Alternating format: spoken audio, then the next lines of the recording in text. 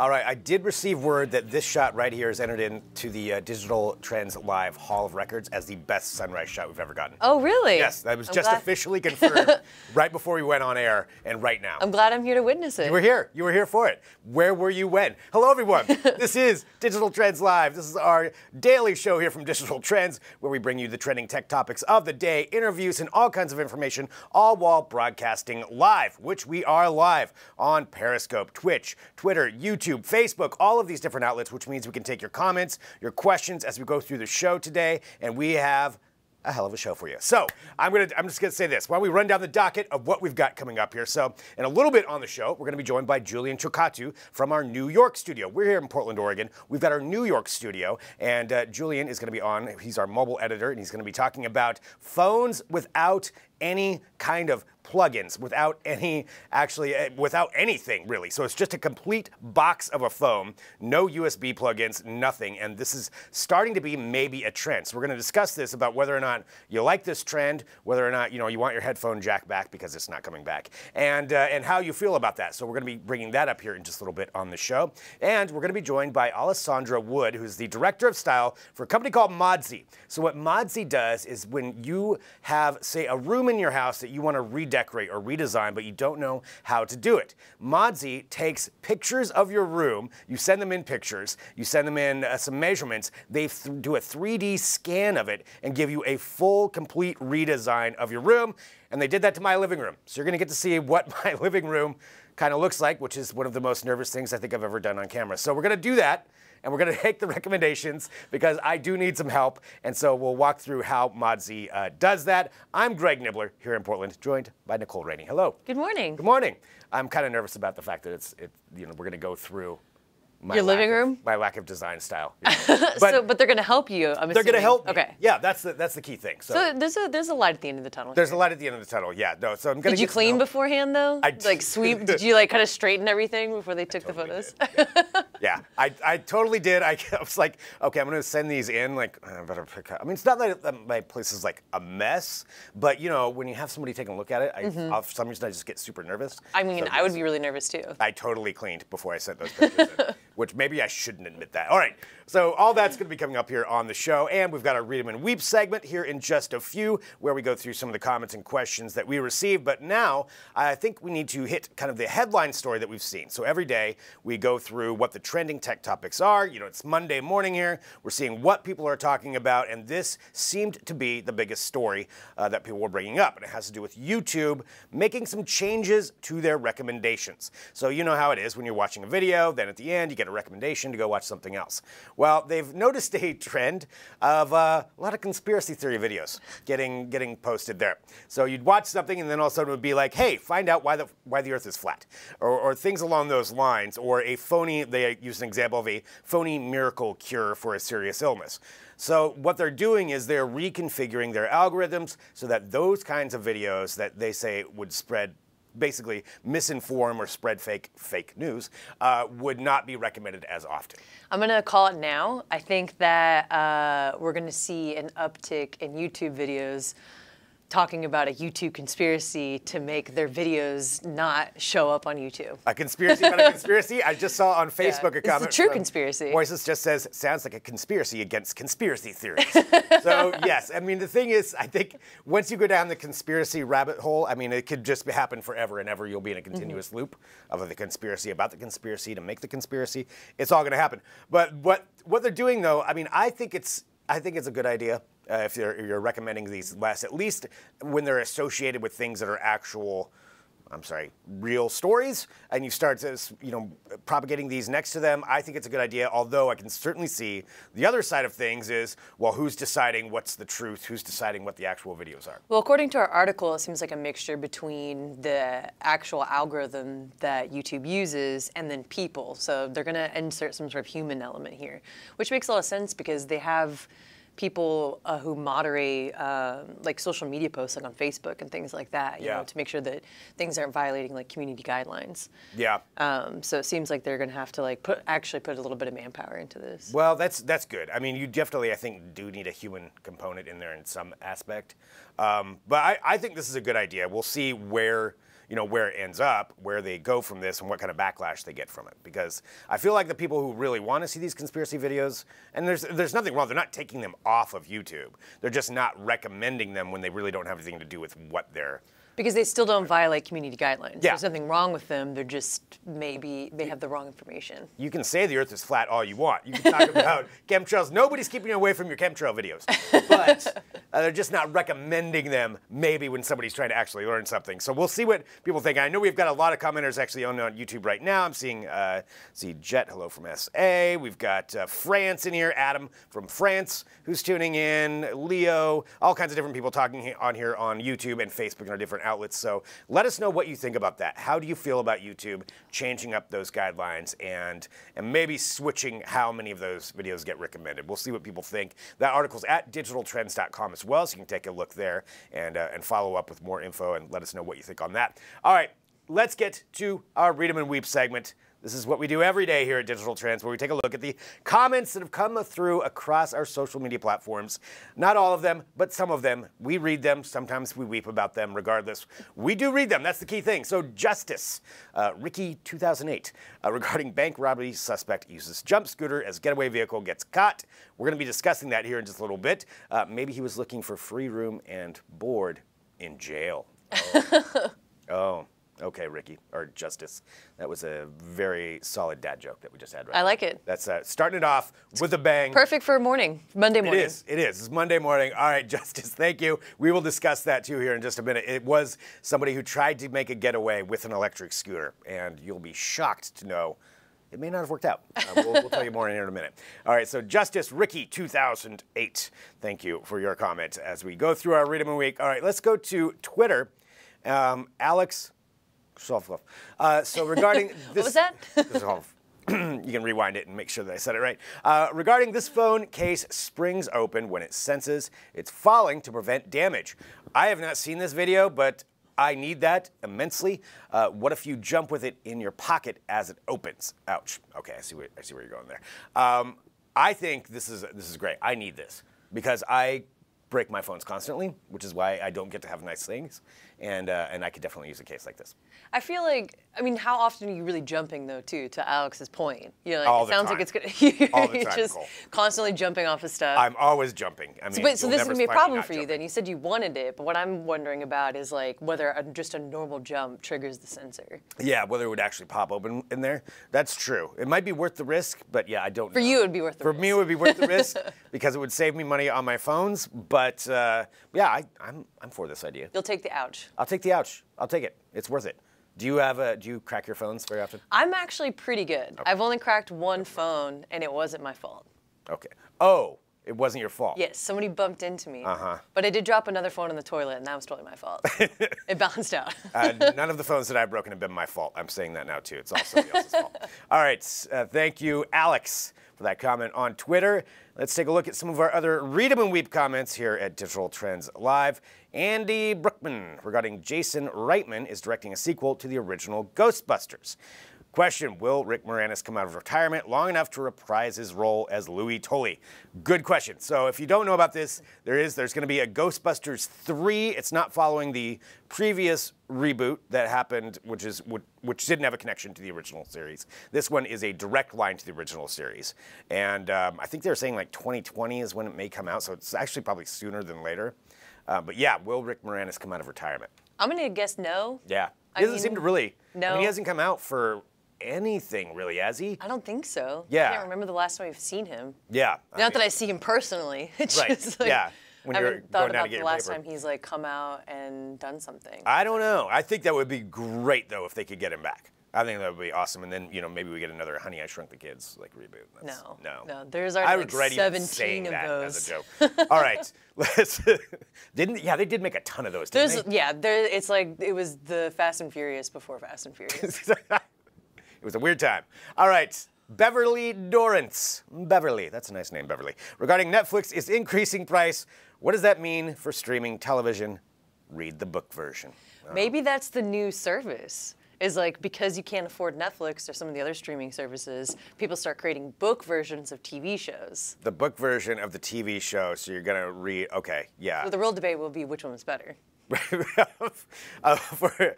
Yeah, that's okay. That's true. I'm trying to think of what I would want to read. I don't know if I want to read the book version of Fire Festival. Actually, I probably would read that. Sorry, I'm still stuck on that. I just watched the Fire Fest documentary. Have you watched it? No, not yet. You're missing out. Beverly. I'll wait for the book to come out. Wait for the book. Beverly, all right, that's not a terrible idea, although I think Amazon already kind of has something going with that. But all right, Netflix increasing the price. That is a big debate, and we've got that at Digital Trends as well. I know people get very up in arms one way or another about that. Taking a look here on the live chat for YouTube. I'm taking a look. PDX Alerts tuning in right now to Digital Trends Live. They are a fun follow. PDX Alerts just said, I think he's busy raising his kids and being a good dad, talking about Rick Moranis. Oh, well, yeah. Yeah, so, all right. So I still think he comes in there. Let's see. They're limiting people's imagination. Okay, we've got a lot of them, a lot of comments coming through here.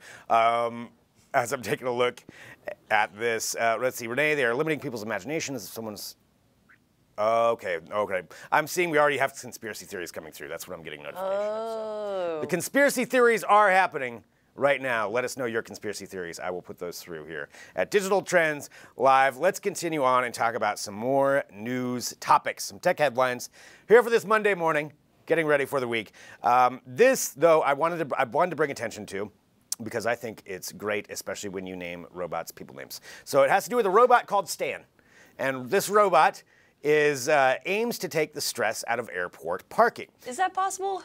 I know, right? It doesn't seem like that's possible, but Stan may be here to help. Stan is an autonomous valet parking robot that'll take the car off your hands the moment you arrive at the airport. So we're watching the demonstration video here. This is how it would work. You would show up, you'd have an app that you already have, so you notify that it's coming. You show up, you scan your code, it knows when your flight is, it knows who you are, it knows when you're coming back, and essentially you park into this thing, hop out, and then from there, Stan takes over.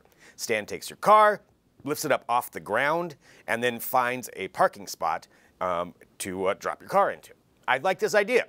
But because it's a robotic parking, nobody's getting in and out of the doors, they can pack cars in way closer to each other. Gotcha. Yes. Nicole, would you use Stan? Well, yeah. I mean, there's no question about it. Look how adorable he is. That's a prerequisite for all robots nowadays, I think. Like, even if they're doing something mundane, like parking your car, they have to be adorable. Oh, no, they have to have some kind of a name. Yeah, I mean, you know, but still, at the same time, I think I like this idea. I wonder how many people would use it or how many people would trust a robot taking their car away. I mean, it's kind of the same difference, like if you're already opting for valet, like what's the difference between using a robot and using a real person? Do you trust the valet or do you trust the real person? I would trust either. Yeah. I mean, I also don't have a very nice car, so the risk is really low here. Yeah, it's a low entry point risk. But I like this as far as like a space-saving option as well, because a lot of like as airports grow or like as more and more people are trying to use it, then you have these like parking lots that are like 15,000 miles long, and you have to have like a 2-mile hike or something like that to get from your car to the airport. So to be able to sort of like save space and make parking lots a lot smaller. I like that idea. Yeah, I'm seeing, and some of the comments that are coming through, since we are broadcasting live, I'm taking a look at these on YouTube and you know, as we're broadcasting across the different platforms. So it seems like a lot of people are very much into this. Like this idea. So what's the timeline? What are we looking at here to maybe get to try out a Stan? Well, that is a good question. Right now, they're testing it out at Gatwick Airport in London. So they've got a trial going there. It's actually a French company that designed this called Stanley Robotics. And they're looking to, so far it seems like this has been going pretty well at Gatwick. So now can they get other airports to start buying it? You know, that's essentially what they're looking at. So can they start rolling it out? And I think if other airports start to adopt this, I mean, we could see it probably before too long. I'll say that, which is giving you no real answer because you have to go to Digital Trends to read that. But yeah, I mean, I think that they're giving it a shot. We'll see if it works, and I could definitely see this being adapted though. Yeah, I like the idea. All right, Stan. That's a good name for a robot. All right, let's go on our news topics here for the day. We're taking a look at what's trending, what's happening in the world of technology, and what people are talking about. Here is another one that was getting a lot of play this morning, and it has to do with using artificial intelligence and algorithms. That kind of seems to be the theme for some of what we're discussing here. With Walgreen. Walgreen is rolling out something called smart coolers that could be scanning your face soon. So I don't like the stand. I like the sound of stand. Stand, I yeah. don't like the sound of Walgreens coolers scanning my face. See, it needs a clever name. That's what we need. Somebody come up with a name for this. So Walgreens, so the way it would work is these smart coolers are refrigerators equipped with cameras that scan shoppers' faces and then make inferences on their age and gender. So it can scan you and it'll be able to figure out, according to this, gender, age, and so they know a lot of information about you right off the bat with that. And then they take a look at what you buy and what you're looking at. They even have optic scanners so they can see where you're looking, what you're paying attention to, all in the effort to gather data for marketers. I don't, just on a personal level, I don't think I like this because I don't want people knowing how long I stare at pizza rolls or something before I decide not to buy them. Like you're staring at the ice cream section and you actually just go get a water. No, don't do it. Yeah. I mean, it seems a little invasive to me. What they're trying to say is that it wouldn't actually do facial recognition. It wouldn't keep the data of who you are. Yeah, right. But just using this information to determine okay, well, 40 to 50-year-old women want to buy this kind of drink at this time of day, and they also look at this kind of drink, and then they take all that information, and then as a retailer, they can target everything they do specified around that. So they use an example, say you run, Pepsi runs a campaign for 25-year-old guys, and they figure out what it is, 25-year-old guys, what's going to grab their attention, how they're going to look at it, and then they set it up exactly like that to get them to buy the Pepsi product. So, that kind of information is invaluable for a marketer. How they're gathering it, though, I feel like people would have a little bit of an issue with. So think about it this, though. They're already gathering that kind of information when you're shopping online or when you're doing anything online, really. True. So what is the difference here? Yeah. I'm still freaked out about it. Don't get me wrong. I don't want Walgreens to know my shopping habits. Right. But at the same time, it doesn't seem like they're gathering that much different information than what they're already gathering from me online. Yeah, that is a good point. I mean, they do gather a lot from you already, although I think it's just the idea that they're scanning you, and there are some limitations. So right now, and I didn't realize this either, but in Illinois, facial recognition in public is outlawed under something called the Biometric Privacy Act. So in Illinois, Google and anybody, they can't use scanning technology. So home security cams with facial recognition abilities like Nest or Ring, they have to have those features disabled in Illinois. Interesting. So each state has its own different kind of setup when it comes to that. And even Google's, it's being noted in this article, even Google's viral art selfie app is banned. And to make a counterpoint to what I just said about them, with the people, these retailers already have your information, right? But they're saying they're not using it for facial recognition, just facial inferences, I think the way you put it. Right. That information is still stored somewhere, and it's in addition to knowing that I stare at the pizza rolls, they're also going to know what I look like. Yeah. More or less. Yeah. That's a pizza roll person right there. So, I'm seeing some comments that are coming through here too, and this is interesting stuff. So Jet said, the thing is, this is on YouTube. The thing is, who is data being who is the data being given to, or when will Google acquire it? And that's true. Where is the data going? And technically, if you're out in public, I guess they can, they can do this as long as it follows all the laws. As long as you're not in Illinois. As long as you're not in Illinois. That's the one place now that you are safe from that. So it's an interesting idea, and we'll see where that goes. But I think you're right. We're going to have to start getting used to this stuff more. Yeah. I mean, it's just going to be how it all works, to where you're going to be walking down the street and they'll know who you are, or at least maybe not who you are, but they'll know how to target to you, and you'll just see personal ads pop up everywhere. For every stand, there's going to be a smart cooler staring at your face. It's a trade-off, I guess. That is how it's going to be. So there we go. So you can check more out about that at digitaltrends.com and find out. Let us know what you think on that. So I'm taking a look again, some of the comments as they're coming through. We've got a lot of commenters and a lot of people debating on this issue, but we've got another thing to bring up. Also, going back to the Google side of things. So this is something that happened this morning. A Google exec posted a photo comparing a Pixel 3 versus an iPhone XS. And showcasing the different cameras. If you don't know, Pixel has a really, really good camera for night photos. They can brighten up the photo. They use their own AI to do this. And the photo that he posted shows supposedly an iPhone X taking a picture on a street somewhere. and then showing the Pixel 3 taking a picture of the same person, where they're showing, how much more lit up it is. The thing is, the comparison of these photos, the Pixel 3 looks fake. It looks fake to me. I mean, if you take a look at these colors, like those kind of colors, that they're saying that's a natural photo. Well, see, I was actually reading more about the Pixel on Digital Trends because I was kind of interested, like, oh, if I buy a new phone, what do I want to go for? I hear the Pixel has great photos, blah, right. blah, blah. That's sort of just the general complaint about it right now. Is right. Like this night sight feature is really, really neat, but it also sort of creates it's fake. Yeah. I mean, it is fake more or less because, like, rather than lighting up the actual environment to take the photo, it's right. enhancing what little light was actually captured in the photo for you. So rather than you having to go in and like adjust the brightness and everything, yeah, it's doing it for you. So I mean, I understand the complaints that it looks fake, but that's what it is. Like that's what you're supposed to get when you get that. Yeah. So that's called a Google Pixel 3's night sight shot. So night sight is the technology that they're using for that. I mean, I like the idea of being able to have a good picture, in dark settings like that. But the oversaturation and just how fake it looks isn't something that really appeals to me. I would rather just have it brightened up, have a little bit of contrast, but I don't need all of the color enhancement. But for some people, that's absolutely what they want. I think the main complaint here, though, about this is just shots fired. Yeah, shots fired. Number one at iPhone. So we'll see what Apple comes back with against this. But also just the fact that, I don't know. There is something that's just a little phony for it to me.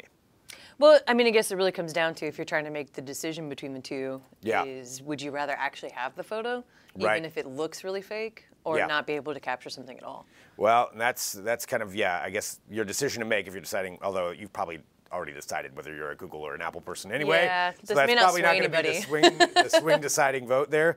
But that is one of the things that people are talking about this morning in our trending topics. And we've got one more here we're going to do. And then I know we need to get to a break here in a minute because we're going to have Alessandra Wood from Modsy who's going to be joining us. But I wanted to bring this up just because it's funny. So it's not funny that this robbery happened, but it's funny how everything went down. So there was a bank robbery that happened in Austin, which is where I'm from. Where Nicole's from.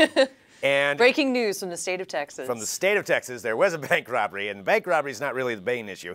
The issue is that this person robbed the bank, 19-year-old Luca Mangiarano, probably not pronouncing that right, doesn't really matter. Luca robbed the bank and then decided to come out and let's see, and then hopped on a jump electric scooter. Yeah, he allegedly walked into the bank, said, give me your money, more or less, and then reportedly used a scooter as a getaway vehicle. But since the scooters have GPS tracking information and account user information, they were able to more or less easily track down the suspect. It's just the idea that you think there's any way that you could get away with this. Hopping on the scooter, I think it's just hilarious. And I wonder how many more people are out there thinking that this is like that, not some way that they're going to be tracked down afterwards. Well, I just love the idea that we have tons of robbery movies and things like that, with like cool, like these like beautiful, sexy, like tricked out cars, and then now I'm just like predicting one in like 10 years or something like that, or 5 years all gonna be or whatever. Scooters. Yeah, it's just like that. That's like the whole thing is they have to escape on scooters. And getting away on my e-bike. A really amazing badass chase scene. Can it be badass though? Is there anything badass about that? The jury's out. I'd watch it. I'm not saying it's going to be good, but I'd watch that movie. Everything's moving 15 miles an hour, but that's the chases now because they all have to follow the speed limit. Well, that's one thing that happened. So you could read all about that. I just thought it was pretty funny. So check that out, digitaltrends.com. We'll have an article up about that. And I want to say thank you to everybody who's tuning in live because we need to get to a break here because in just a minute, we're going to be joined by Alessandra Wood from Modsy to talk about your living room. and their great product and just how it is that they work to help change up your designs and help you redesign your living spaces, whatever they are. So we're going to be discussing that here in a minute. We are broadcasting live across all these different platforms, and I see a lot of people in there. Thank you for joining us, and thank you to Nicole Rainey. Thank you. Good luck. Yes, thank you. TheManual.com. Nicole is the managing editor of The Manual. Definitely go there and check out everything that The Manual has going on. All right, we're going to take a break. We'll be back here in a minute with Alessandra from Modsy right here on Digital Trends Live. Live.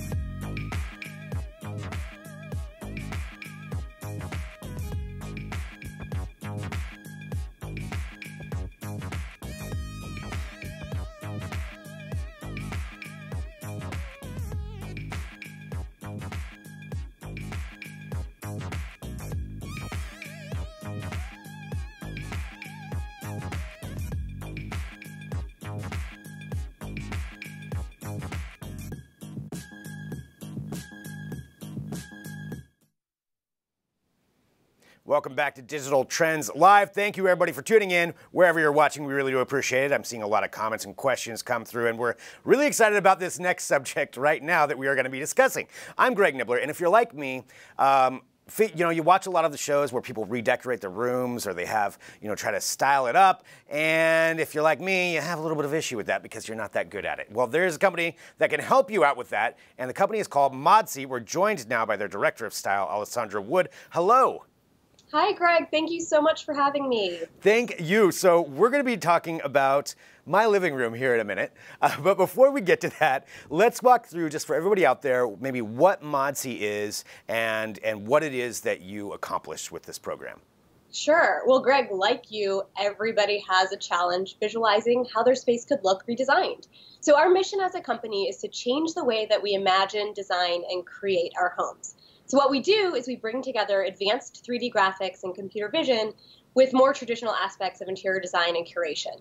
So that really means we create 3D 360-degree renderings of actual rooms in your house, which allows you to try on perfectly scaled furniture and decor, items from real stores that you'd actually shop at, and new things to discover in a super immersive way.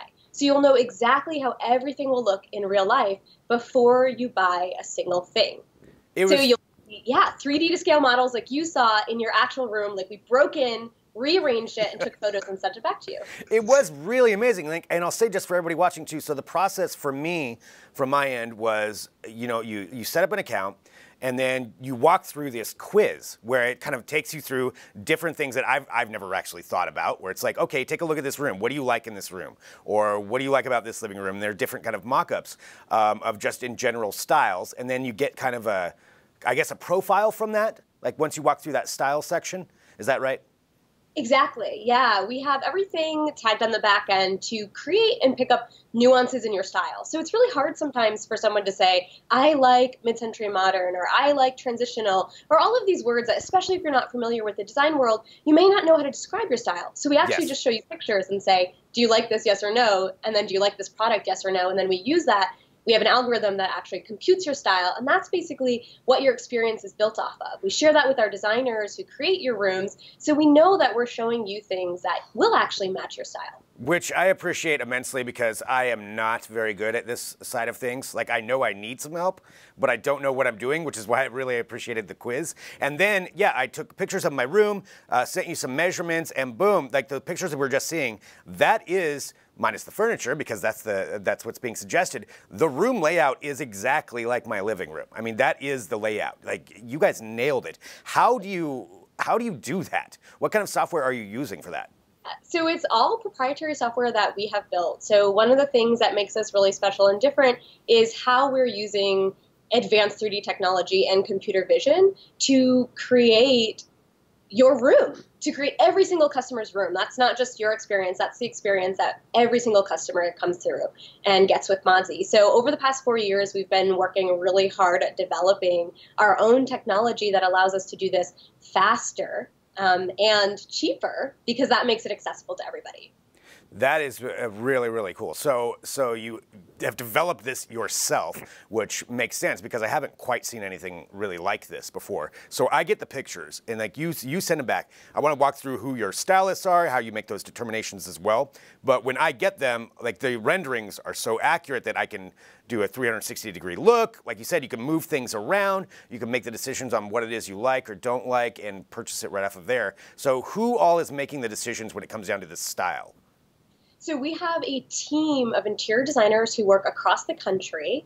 They are trained, they understand both interior design, but then also the Modsy brand, the Modsy style, and how we work with our customers. And they're actually the ones who are reading your notes, they see your style profile, and they make the decisions as to what would work best in your space. So everybody has a challenge, right? That's really unique to your room, your design, maybe your budget, and they're the ones that sift through it. So while it is super powered by technology, and we're so proud of our technology, we're also joining that with those traditional aspects of interior design, which make using a designer a really special and personalized, unique experience. Very cool. So walking through that, so you've got actual designers. I mean, and I'll say, like hiring an actual designer for your own space, I mean, let's be honest, that can be a lot of money. And this is a pretty affordable way to get that kind of input that I think a lot of us need. Yeah, we're giving you the support and the help. So those challenges when you're sitting there and you're looking at your room and you're like, oh my gosh, I have no idea how I'm going to make this, mine or solve these problems. We have that support, and then we let you take the reins. So I think you played around with the 3D editor that we have, and then we also have a live swap tool, which basically means if you're nervous about 3D in that space, you can just look at the photos, click on a piece that you want to change out, and a new photo with that piece will pop up. So it's really easy. Yeah, it makes it nice and simple. I can order it right there off of the site, and like you said, swap and change out based upon what I like or maybe some other options that are shown to me there. So how long has Modsy been around? Just about 4 years. We're coming up on our anniversary in February. So with this kind of technology, and this is great for somebody like me, and we used my living room for example on this one. I think you can probably do most rooms in the house, I'm guessing. Yeah, we can do basically every room in a house, except we don't yet do kitchens or bathrooms. Okay, so kitchens and bathrooms. Now, is that something that you're looking to maybe add on to? Maybe in the distant future. Not quite yet. Those spaces are a little more particular for people. So I'm sure in the future, come back in a couple years. Which makes sense because that may require some complete, redoing, remodeling. Then you got to tear stuff out, and you'll need a contractor most likely. Yeah. So we're not quite there yet. Yeah. Well, that's great. So again, it's Modsy. Modsy.com is the best place for people to go. Can we take a look at one more time at my living room? Maybe we can have a suggestion of why certain things were chosen, or just maybe some different ideas. Because the one thing I do want to showcase to people is just the idea that you showcase different designs. It's not just the one design that we had on there. There's 2 or 3 different ones that you bring, and I thought that was just a really cool aspect of it. Yeah, so we start everybody who comes through Modsy with 2 designs because we know that there's so many ideas kind of populating through your head that you're working through that we want you to see a couple different ideas for your space and then let you take the reins and really unlock the creativity. So in the 2 different designs, we showed you slightly different layouts. And design 1, I know you were looking for some layout ideas. We wanted to show you how to shift the TV to a different wall to open up the space. Yeah. And walkway there, still using 2 sofas so that you can have enough seating for entertaining, whether it's larger groups or smaller groups, but a little bit less furniture than was in there initially, just to get that walkway moving. How'd that feel for you? No, I like that idea. I have way too much furniture in my house. I totally agree. No joke. Yeah. No, I mean, I like I said, I need the help. So I like that idea of getting just kind of a different look of how it is, because it is really hard to visualize that a lot of times when you're in a room. And plus, if you live in a room like that for a while, like you just don't see outside of it. So to have some other eyes and some other input is really, really great. So. Oops, sorry, I think we cut out there just for a second. All right, well, Alessandra, I want to say thank you so much for hopping on the show here to talk about this. How would somebody get a start in this? Would they just go to Modsy, set up an account? What would you recommend? Yeah, go to Modsy.com and start a project. And we will be there to help you. If you have any questions, reach out to our team. Our team is amazing. But you too can have exactly what Greg has. And I mean, I think seeing your space redesigned is so amazing. That feeling is something that we like to create for every customer. It's so cool. Yeah, well, Alessandra, thank you so much for talking about this. Again, talking about Modsy, Modsy.com, and take a look at everything you can do there to redesign your room and change things up a little bit. Thank you so much. Thank you so much for having me, Greg. All right, so you check all that out, digitaltrends.com. Check it out about Modsy. Go to modsy.com. Take a look at everything they have going. I want to remind everybody that we are broadcasting live across our different platforms. And since we are live, you know what? Sometimes I have a little bit of a hiccup in there, but that's because we are broadcasting live and we can take your comments and questions as they come through, and we do really appreciate that. So drop those comments in there. Say hi. I want to say hi to Dave. I want to say hi to George on Facebook. Seeing different people come through on YouTube as well and across our different platforms. Jet said, nice living room. Thank you. That's not what my living room actually looks like. That's their design, but I'm going to try to make it look like that. So keep dropping those comments, questions in. What we're going to do is take a break here in just a second. We're here in Portland, Oregon at our studio in Portland. We're going to be heading to our New York studio where I'm going to be talking directly to Julian Chokkattu, our mobile editor, about some of the evolution in phones and including the ones where we're losing all of our ports. Basically, you know, we already know the headphone jack went away, but some of the other stuff is going away too. And is that a good thing? Is it something that's going to annoy you? Is it going to advance how we use mobile phones? We'll be discussing all of that here in just a minute. But let's go ahead and take a quick break. We'll be back here in a second with more Digital Trends Live.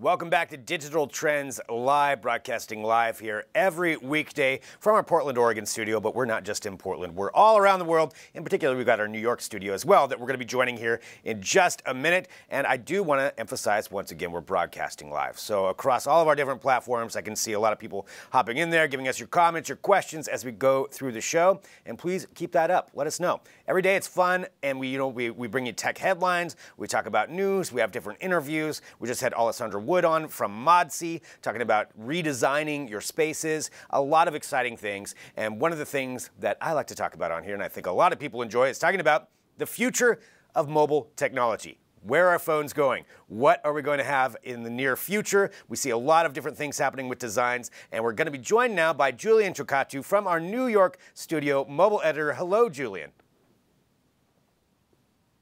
Hey, how are you doing? Doing good. So since we're, just for everybody watching, since we're broadcasting live from Portland to New York, if you hear any little delays in there, that's just the technology working itself out. So let's talk about mobile phones in particular. And I think we've seen a lot of different interesting concepts come out as of late. You know, there's the whole foldable phone side of things, which you can read all about at Digital Trends. But something else that seems to be a trend has to do with the lack of ports on phones. I mean, it all started with the headphone jack going away, and we know some of the reaction for some people to that, where they weren't too excited about the headphone jack leaving. But that's probably the future of where we're heading. But it's not just that. There's some companies that are pushing it further, and there's a new phone out that we're going to talk about right now. Maybe you can walk us through what this new one is. Right, so it's called the Meizu Zero, and Meizu is a Chinese company. They've been making phones sold mostly in China or other parts of the world, not in the US. So they sort of took the wraps off this phone. I believe it's going to be an actual phone, but it could also just be a concept. They're still working out the full details. But basically, this phone looks like any ordinary phone, but you look closer and there's no holes or ports or physical buttons. Basically, the Meizu Zero has haptic feedback for power and volume buttons, which is kind of similar to what we've seen already on the HTC U12 Plus, which, you know, I'll be honest, we didn't actually like at all. So hopefully they did something better here. There's no speaker ports, so the sound actually comes through the display. I believe it's the piezoelectric technology, which Xiaomi has already used in another phone, and that sort of works, then that's kind of cool. There are, you know, to be honest, there are two tiny holes, but they're super tiny at the bottom, and they're just for microphones, so the phone can pick up when you say something or when you're talking on the phone. So those are the only two holes on this, making it IP68 water resistant. You know, is there really a need for removing all the holes in a phone? I don't think so. There's also no charging port on this, so you have to use a wireless charging pad to be able to charge this phone, and of course no headphone jack. So I think this is more of a showcase kind of thing. Look, here we've done this. Will it be the future? It's hard to say. I think that it also based on what people would like and or maybe don't like, because it doesn't matter what people think, apparently, according to Apple, since they just went ahead and removed the headphone jack, right? So It seems like a lot of companies are just like, well, nah, you don't get this anymore. I'm not sure if you guys can pick me up or not, if Julian's picking me up. So again, I'm here in Portland, Oregon. Julian's in New York. So Julian, just give me a hands up if you can hear what I'm saying as we go through. And then, yep, okay, I can hear you now. So talking about that, though, bringing up to some of your points, you know, Apple, like you said, they kind of made the decision for people where they just removed the headphone jack and said, yeah, this is what it's going to be. Deal with it. I don't think it really probably hurt iPhone sales all that much. Not that aspect to where people were like, okay, that's it. I'm out of Apple because you don't have the headphone jack. I think as you remove more and more ports, that could be an issue. I mean, because, well, I mean, wireless charging technology is not that widespread, I feel like, unless you have the charger in hand. It's growing. It's just that, right, so it's growing, but it's just that it's not as fast as wired charging. And of course, then there's those people that might want to plug in their phone to a computer to transfer files or, you know, all sorts of different things that, you might not necessarily think about. So for me, for example, I take photos with my old DSLR, and I plug in a USB-C to SD card adapter to transfer those photos and upload when I'm on the go. That's something I wouldn't be able to do with this phone unless they have some other system in place to wirelessly send photos over, but my old DSLR can't do that unless they upgrade it. So there's all sorts of things that we're entering territory that we might not realize really impacts the lack of these ports. But of course, can I see it going in that direction? I think so, yes, because I think these companies are just trying to, explore and create different types of concepts and see what they can do, because removing those ports do allow for more space in the phone for them to perhaps do something else. I don't know what this phone particularly yet can do that's different, because, for example, Apple said it allowed for more space, and one of the things I know they did was add a better Taptic engine so that the vibrations you feel on the iPhone feel a lot better. I don't know what Meizu has done here to sort of warrant that, we're removing all this so this phone has more space. They haven't really said any particular reason. It's just more of like we did it, accept it.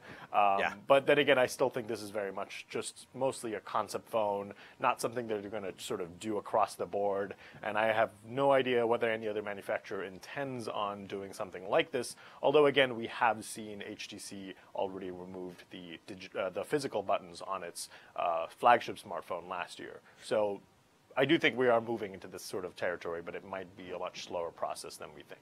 Well, a couple of points with that. So Vivo Apex also had a concept phone. I know that kind of removed all of the ports as well, and seeing that more. One thing I wanted to ask you, I guess two things. One, what do you think they can do with that extra space? That may be a hard question to answer. But also, how do you, you're a mobile editor. You touch every phone that comes out. You get to see virtually, and use. How do you feel about the haptic feedback on these phones and removing the buttons in particular? Because there's something about a physical button that I still like, but how do you feel about those going away? Oh, well, so if you read so we posted our HTC U12 Plus review last year, and we gave it a not so great score, and the headline was, digital buttons suck. So that's sort of an indication of what I think, because I use that phone, and yeah, there's the physical buttons on a phone just make it so much more sense than using haptic feedback, because it just doesn't feel right, and sometimes it just doesn't work as well. You might have to press harder than you really need to if you had a physical button, and it's something that I could see improving, but I still think a lot of people might still prefer that physical button. But that's also, you should know, the iPhone, I believe it was the 7, they removed the actual mechanical button that used to be the home button and replaced it with a sort of haptic feedback button.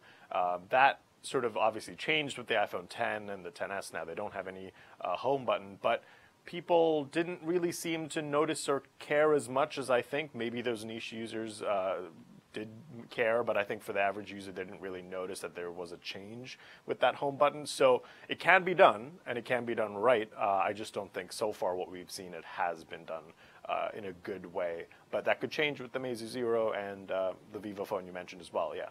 So again, talking about the Meizu Zero and just removing all of the ports from phones and just kind of the idea behind that, really curious to see what people think, because as we see more and more of this happening, I feel like, just going back to your one point, phone companies are slowly moving this direction, maybe trying to drag the market along with them. What do you see, just really quick, since we have so much stuff coming up in mobile, like anything that people can look forward to coming up in the next month? Just to kind of a recap, I know we got Samsung's Unpacked event coming up, Mobile World Congress. What should people be looking for in the news? Expect a lot of phones, because MWC is coming up, and I think we've gotten a handful of invites already for these major press events. Obviously, we know Samsung's going to come out with probably the Galaxy S10 a week ahead of MWC, and then I'm pretty sure we're going to see things like the Sony Xperia XZ4, LG G8. There's a bunch of phones. Motorola's Razr phone could make an appearance, the foldable one. And that's another thing, too, that's we might see Huawei's foldable phone along with maybe an LG foldable phone, as well as the Motorola one at MWC. So this is a year for foldable phones, and that's very exciting because, as you mentioned, we've sort of entered this space of pretty stagnant updates for phones lately, because they're more or less the same. It's slightly improved every year. Foldable phones have presented us with a year that we could expect something really different from mobile phone these days. So that's very exciting. And of course, don't forget 5G, 5G, 5G. That's going to be all the talk at MWC, where we're going to see the phones for the first time coming out with the Snapdragon 855 processor from Qualcomm, and that's going to enable them to connect to 5G networks whenever they are available in your area. So that's also very exciting, but also hopefully we'll see more improvements and expansion with 5G networks around the country in the US. Well, check out all of that at digitaltrends.com too. So any kind of news that comes out, Julian and Andy will have that there. So take a look. Julian, thanks so much for hopping in here just to talk about this. It's an exciting world for phones. Sounds like it's going to be an exciting next couple of months, and looking forward to see what comes out next. Yeah, thanks for having me. All right, and thanks everybody for tuning in to Digital Trends Live. We are live here every weekday. Live, I'm here in Portland, Oregon. That was our New York studio, but we're all over the world. And we want to encourage you to join us every day. And the way you can do that is by hitting subscribe wherever you're watching. Hit that subscribe button. That makes sure that you get a notification when this show goes live, and we can talk to you directly. So far on the show today, we had Nicole Rainey in here in the beginning talking about some concepts with Stan the robot, maybe parking your car at the airport. We had Alessandra Wood in from Modsy talking about redesigning your rooms using their proprietary technology to do a 3D scan of your room and then be able to move it around. We used my living room for an example. You can check that out. Just rewind this video or check out the video as it comes out later on. And as usual, you can go to digitaltrends.com and be on top of all of the news, like our mobile section there, where we just talked to Julian about possible phones losing all of their ports, where that's going to go. But there's so much exciting stuff that's going to be happening in the world of mobile technology over the next couple of months, and you want to stay up to date by clicking at digitaltrends.com and reading there. And just like all of the stories we talked about, we've got articles on all of that, and we are broadcasting live. And I want to say thank you to everybody for joining us. As usual, we will be back here again tomorrow with an exciting show for you, talking about everything that's going on in the world of technology right here with Digital Trends Live.